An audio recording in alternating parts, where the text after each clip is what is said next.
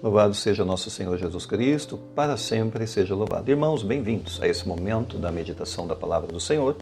Hoje estamos na sexta-feira, dia 24 de outubro, e o Evangelho hoje é Lucas 12, 54 ao 59. Não deixe de dar o seu gostei, curtir esse Evangelho e compartilhar.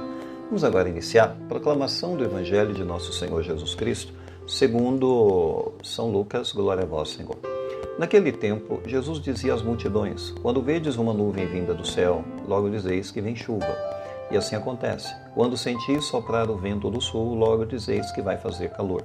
E assim acontece. Hipócritas, vós sabeis interpretar o aspecto da terra e do céu, como é que não sabeis interpretar o tempo presente? Por que não julgais por vós mesmos o que é justo? Quando, pois, tu vais com teu adversário apresentar-te diante do magistrado, procura resolver o caso com ele enquanto estás a caminho. Senão ele te levará ao juízo, o juiz te integrará ao guarda e o guarda te jogará na cadeia.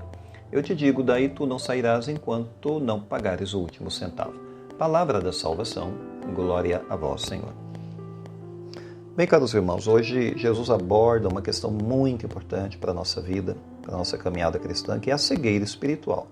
É uma coisa extremamente pontual hoje, está sendo apontada nesse Lucas capítulo 12. Jesus aponta o real problema dessa deficiência humana.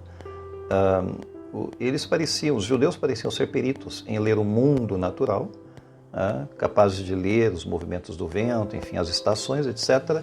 Mas eles eram amadores e até mesmo negligentes em ler a realidade espiritual, o que na verdade choca Jesus, porque Jesus os chama de hipócritas. Na verdade, ele inicia com um elogio à sabedoria prática das pessoas, porque elas sabem, fazer uma leitura meteorológica do tempo, etc. Jesus, nesse primeiro momento, faz um elogio a isso. Ou seja, sabe observar o céu, sentem o vento, etc., tiram as conclusões preciosas para suas plantações, enfim.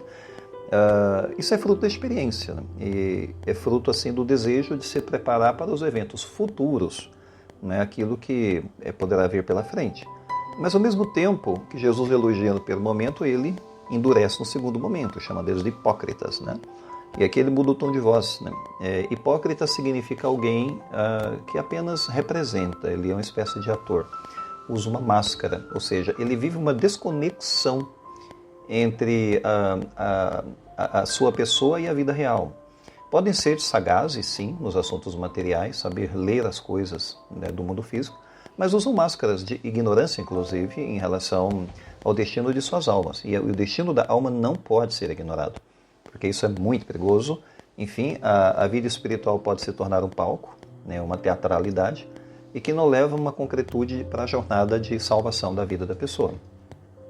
Mas aí Jesus coloca essa questão realmente chocante, pois vocês sabem interpretar o tempo presente. Ele diz assim, entre aspas, como é que sabeis interpretar o tempo presente? Quer dizer, o tempo presente, como é que não sabeis interpretar o tempo presente? Aliás, vamos corrigir a frase, porque aqui é como que vocês não sabem fazer essa leitura, essa interpretação da realidade que está diante dos olhos de vocês. É isso que Jesus coloca. E quando Jesus fala do tempo presente, ele fala do kairos, que é uma expressão bíblica, ou seja, o tempo presente, que é o momento oportuno, ou seja, é o tempo de graça, é um instante decisivo, onde Jesus está. Se Jesus está ali diante dos olhos deles, eles não conseguem fazer essa leitura porque são cegos, ou são negligentes minimamente falando.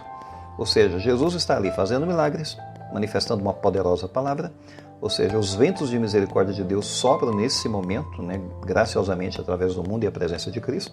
Enfim, tudo está ali às portas, basta abrir a porta e entrar e pegar essa graça. Mas a cegueira, na verdade, que esse povo sofre, que os judeus sofriam, que os mestres, inclusive, sofriam, não era falta de evidência, mas era decisão da vontade deles. Na verdade, eles não encaram a urgência que a pessoa de Jesus impunha para cada um deles.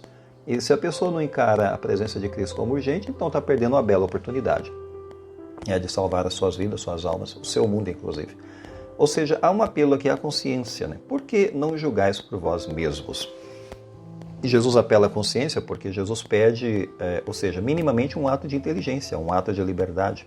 Usar a consciência que na verdade é a chave da razão e da fé. A consciência é iluminada tanto pela razão quanto pela fé. É uma capacidade de reconhecer a verdade e o bem. Então, existe consciência sim, mas tem que usá-la como instrumento de percepção daquilo que está acontecendo, da vontade de Deus.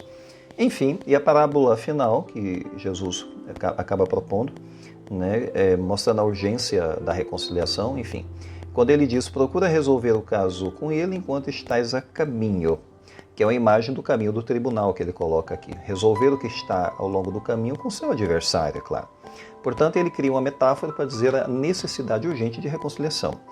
Ou seja, esse adversário pode ser uma imagem na nossa vida para várias coisas, se a gente quiser aplicar na nossa vida concreta e real.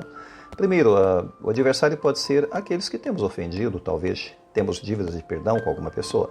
Talvez o adversário seja a nossa própria consciência, ou seja, que nos acusa dos pecados, né, das faltas que a gente comete e a gente se torna indiferente diante disso. Ou então, o adversário pode ser a própria verdade que se revela, ou seja, os pecados que aparecem em nossa vida, porém, essa verdade que aponta para os nossos erros, que se levanta contra o pecado. Enfim, a conclusão para nós com esse evangelho da sexta-feira é simples. Primeiro e antes de tudo, a gente deve parar de adiar algumas coisas na nossa vida. Existem coisas que nós podemos colocar mais para frente, existem coisas que nós temos que resolver hoje, ou seja, no hoje da nossa vida.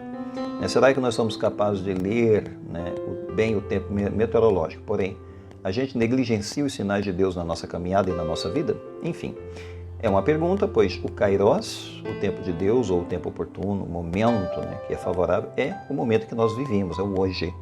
Não sabemos se temos o futuro pela frente, porque nós podemos morrer, enfim. E o passado não conta mais, porque é uma página que já virou, enfim. E segundo ponto, a gente deve aprender, como aponta Jesus, usar a nossa consciência, ou seja, em muitos momentos da nossa vida a gente tem que parar e refletir. Outras vezes parar, refletir, examinar. E rezar, refletindo e examinando ao mesmo tempo, para a gente chegar à conclusão o que precisa mudar, né? Que conserto eu devo fazer na minha trajetória, na minha jornada, enfim. Pensemos nisso, peçamos a graça de Deus para a nossa vida e a nossa caminhada.